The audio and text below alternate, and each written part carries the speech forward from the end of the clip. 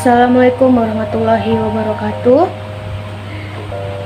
Saya Nurul Hasanah Rizal dengan nomor NIM 22017164. Saya dari Prodi Sastra Bahasa Indonesia, Departemen Basindoda, Fakultas Bahasa dan Seni. Pada kesempatan kali ini, saya akan mempresentasikan hasil tugas saya pada mata kuliah pengantar pengkajian kesusastraan dengan dosen pengampu Ibu Yeni Hayati SS MHum. Baik, langsung saja saya mulai dengan materi yang pertama, yaitu pendekatan mimesis dalam mengkaji karya sastra. Pendekatan mimesis itu sendiri adalah pendekatan analisis sastra yang bertitik tolak dari pemikiran bahwa karya sastra merupakan pencerminan atau referensi kehidupan nyata, di mana hal ini berhubungan dengan hubungan kenyataan dengan karya sastra, disebut juga dengan teori mimesis. Teori mimesis itu sendiri berasal dari bahasa Yunani yang berarti tiruan. Dalam teori mimesis itu sendiri terdapat dua pandangan, yaitu dari Plato dan Aristoteles. Dalam pandangan Plato, teori mimesis itu sendiri adalah segala yang ada di dunia ini sebenarnya hanya berupa tiruan dari kenyataan tertinggi yang ada di dunia gagasan. Sedangkan menurut Aristoteles, mengenai hubungan sastra dengan masyarakat disebut dengan teori kreasi, di mana pada teori kreasi ini Aristoteles mengungkapkan bahwa mimesis yang dilakukan para seniman tidak berarti semata-mata mencimplak kenyataan, melainkan merupakan sebuah proses kreatif. Pendapat keduanya tersebut bertolak belakang, karena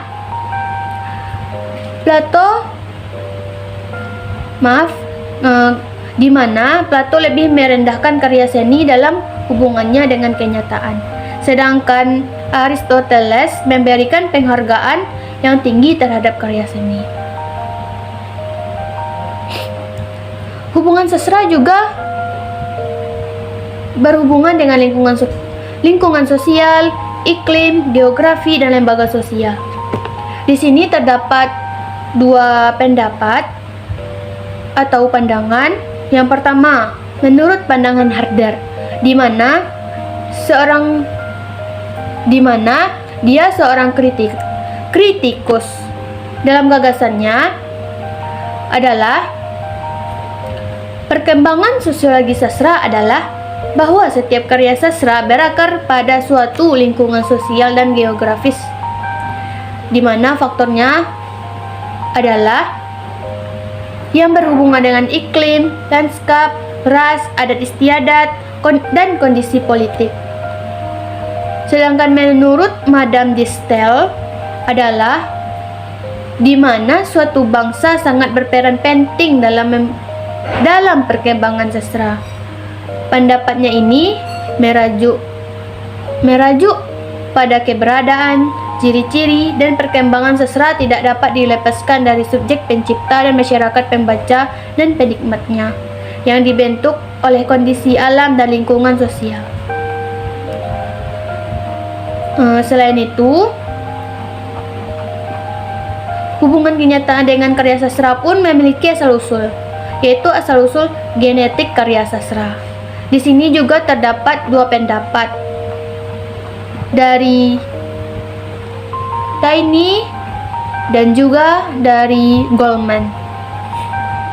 Dari Taine sendiri, sastra bukanlah sekedar permainan imajinasi yang pribadi sifatnya, tetapi merupakan tata cara zaman suatu perwujudan dalam pikiran tertentu.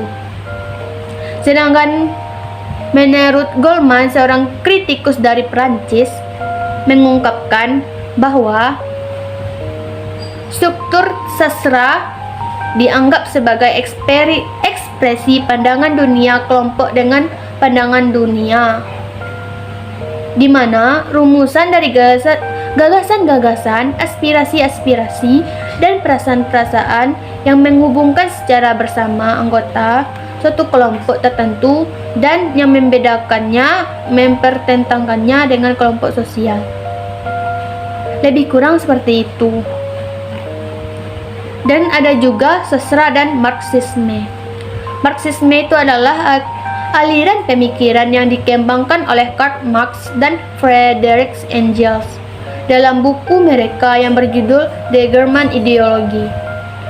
Menurut keduanya, produksi ide, konsep, dan kesadaran pertama kalinya secara langsung tidak dapat dipisahkan dengan hubungan material antar manusia dan bahasa kehidupan nyata.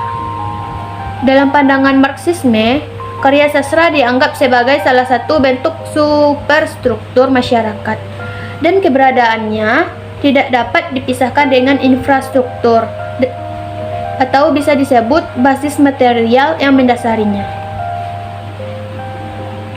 Sedangkan secara spesifik, para pemikir Marxis memiliki pandangan yang berbeda-beda, di mana dalam memandang karya sastra dalam hubungannya dengan kekuatan material, menganggap sastra sebagai politik, ideologi, dan agama adalah wilayah superstruktur, keberadaannya bertumpu pada basis ekonomi.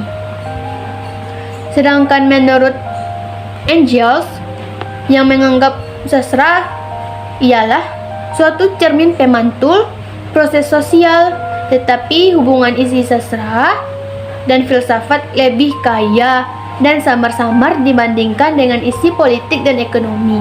Namun, menurutnya harus disajikan secara tersirat saja.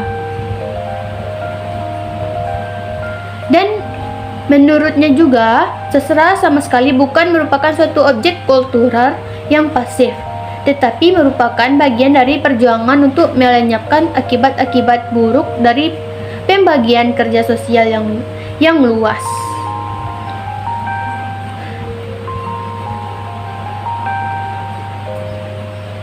Dan bagi Lukas, punjangga besar adalah yang mampu menciptakan tipe-tipe sosiologi sastra. Teori dan kajian terhadap sastra Indonesia, hakikat sosiologi sastra,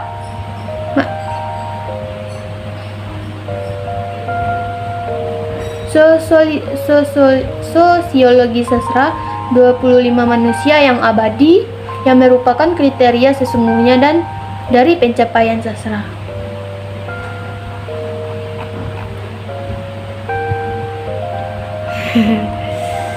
Baik, kita lanjut saja. Karena materi ini saya juga mengambil dari buku pembahasan yang telah diberikan. Mungkin ada kesalahan sedikit atau typo, mohon dimaafkan.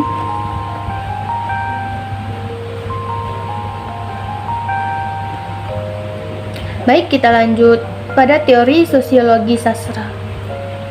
Sosiologi sastra adalah salah satu pendekatan dalam kajian sastra yang memahami dan menilai karya sastra dengan mempertimbangkan segi-segi sosial atau kemasyarakatan. Seperti namanya, sosiologi sastra adalah upaya untuk memahami karya sastra melalui perpaduan ilmu sastra dengan ilmu sosiologi. Dalam sosiologi sastra terdapat 3 pendekatan. Yang pertama, sosiologi pengarang, ada sosiologi karya sastra, dan juga ada sosiologi pembaca, di mana sosiologi pengarang berhubungan dengan profesi pengarang dan institusi sastra. Dalam ruang lingkup atau menjadi kajian sosiologi pengarang pun meliputi status sosial pengarang, ideologi sosial pengarang, dan latar belakang sosial budaya pengarang. Dan masih banyak lagi. Sedangkan pada sosiologi karya sastra adalah kajian sosiologi sastra yang mengkaji karya sastra dalam hubungannya dengan masalah-masalah sosial yang ada di dalam masyarakat. Di sini terdapat beberapa wilayah atau yang menjadi kajian utama dalam sosiologi karya sastra, yaitu 1. Isi karya sastra, tujuan, serta hal-hal lain yang tersirat dalam karya sastra yang berkaitan dengan masalah sosial. 2. Mengkaji sastra sebagai cermin masyarakat atau bias realita dari kenyataan. Dan 3. Mengkaji sastra sebagai dokumen sosial budaya yang mencatat kenyataan sosio-budaya suatu masyarakat pada masa tertentu. Dan yang terakhir, sosiologi pembaca. Sosiologi pembaca sendiri adalah salah satu model kajian sosiologi sastra yang memfokuskan perhatian kepada hubungan antar karya sastra dengan pembaca. Hal-hal yang menjadi wilayah kajian sosiologi pembaca adalah permasalahan pembaca dan dampak sosial karya sastra, sejauh mana karya sastra ditentukan atau tergantung dari latar sosial, dan perubahan dan perkembangan sosial tentunya. Sosiologi sastra sendiri juga mengkaji fungsi sosial sastra, mengkaji di mana seberapa jauh nilai sastra yang berkaitan dengan nilai sosial. Mungkin hanya itu yang dapat saya sampaikan pada presentasi kali ini. Sebelumnya saya mohon maaf sebesar-besarnya bila ada kata yang salah dalam penyampaian presentasi saya atau tidak kelancaran saya pada presentasi kali ini. Sekian, saya tutup. Wassalamualaikum warahmatullahi wabarakatuh.